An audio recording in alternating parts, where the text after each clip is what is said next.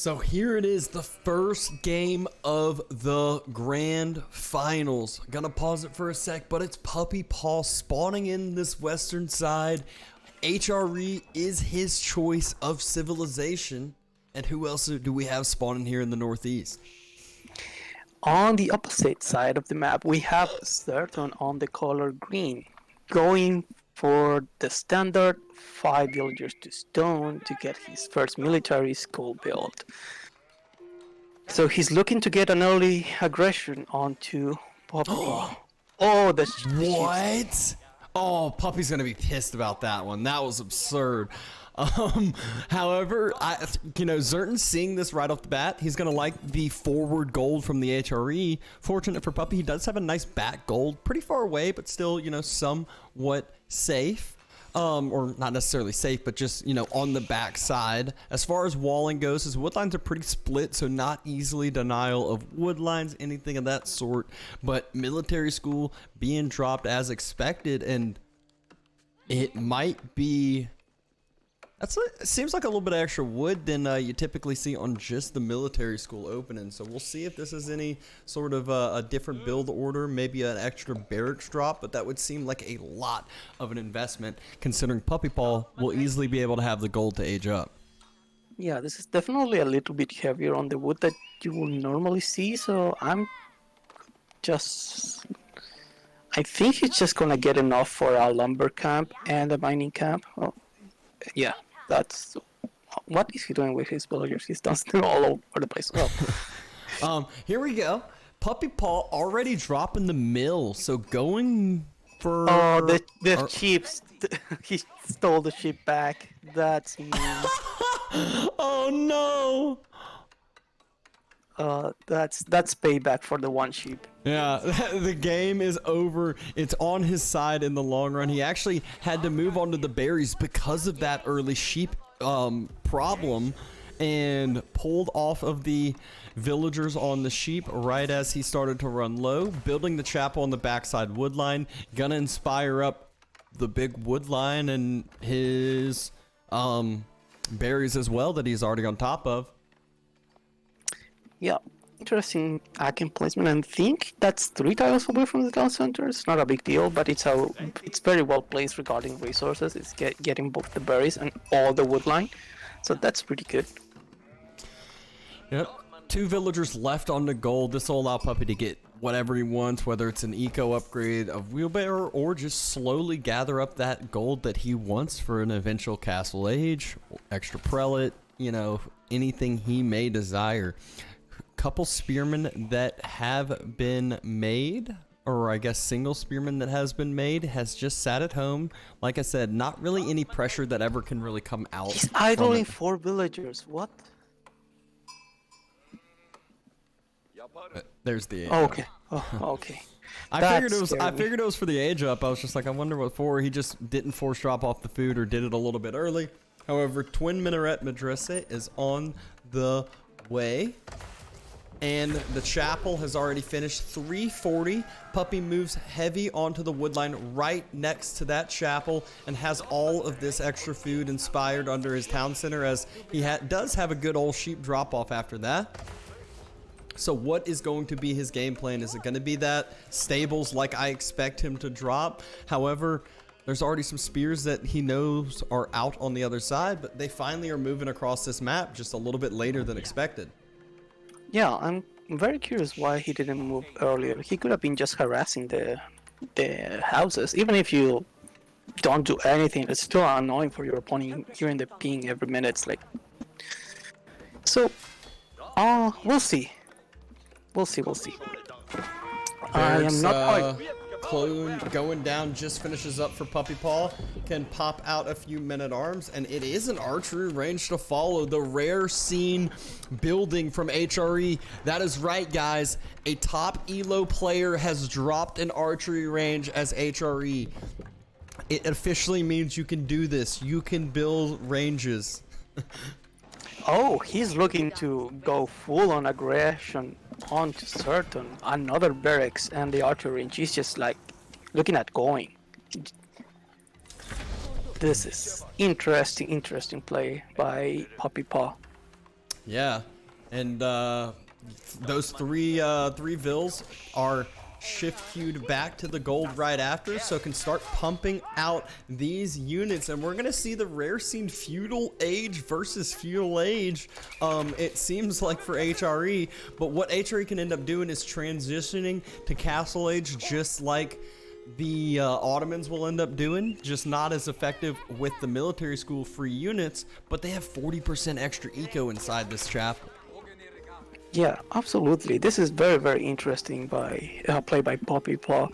He's just going across the map with men-at-arms and archers, which is quite difficult for Ottomans to deal with. The Sipahis don't do well against the men-at-arms.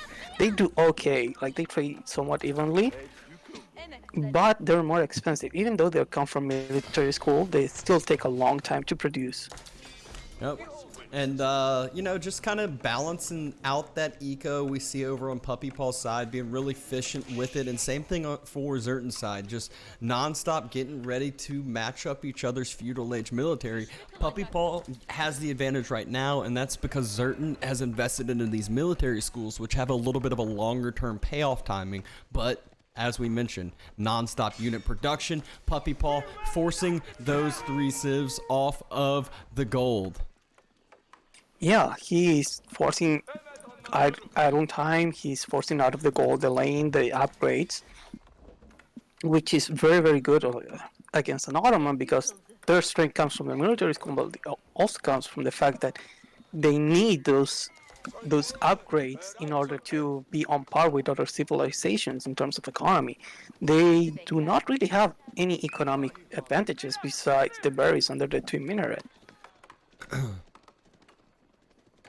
And those men-at-arms circling on around, Sipahi ran right by them, looking for some damage to find on Zerton's economy, and all this time, Puppy's sitting nice and happy, having no pressure, even has some units massing at home, only a few archers and a few more men-at-arms, going for some good old fitted leather work for some melee armor, extra armor for those men-at-arms who are facing an all-infantry comp on the other side so far. Yeah, you cannot fight this. Yeah, you cannot fight this as Zerton. Like, these men-at-arms will absolutely wreck your army. And in the meantime, just Puppypaw is slowly building up. He has 3 farms already. Not rushing the farms, just slowly building them up. And Zerton, in the meantime, he's forced to add more and more Sipahis because they're the only unit that trades somewhat okay against all these men-at-arms. Yeah, absolutely correct. And that men-at-arm number is getting fatter and fatter and fatter. And one thing we'll notice is Puppypaw is starting to get the resources in the bank for Castle Age. And he won't end up needing a Burgrave with already having that many men-at-arms out on the field. All he'll need to do is click these upgrades and just immediately unlocks so much ability for these men-at-arms to just dive town centers, do whatever they want, trade super, super efficiently. Absolutely. Look at this. Puppypaw is hunting for the other goal. He decided to not commit to that and instead just go around, check wherever Zerton's army is because he hasn't seen it in quite a long time. So he's suspecting it's being moving around the map. But he's doing a fantastic job just keeping Zerton locked into his base. Ooh. Puppypaw finally starting to run lower on those sheep under his town center, but it's right when the next drop-offs, he's going to be able to drop that Regnus Cathedral that I expect him to choose. A villager gets taken down on the gold, and that is the first Vil kill of the game. Puppypaw, excellent reaction. As soon as he saw the Sipahi into his vision, he moved the villagers back into the safety of the TC, and he's just a couple of spearmen and units that he has. Sipahi does end up getting 1 Vil pick on the other side, so it is dead even on the Vil picks this game. Problem for Zerton is look at where Puppy's scout is and look at where those 7 men-at-arms are. Regnus Cathedral already halfway up, and Castle Age isn't on its way yet for Zerton.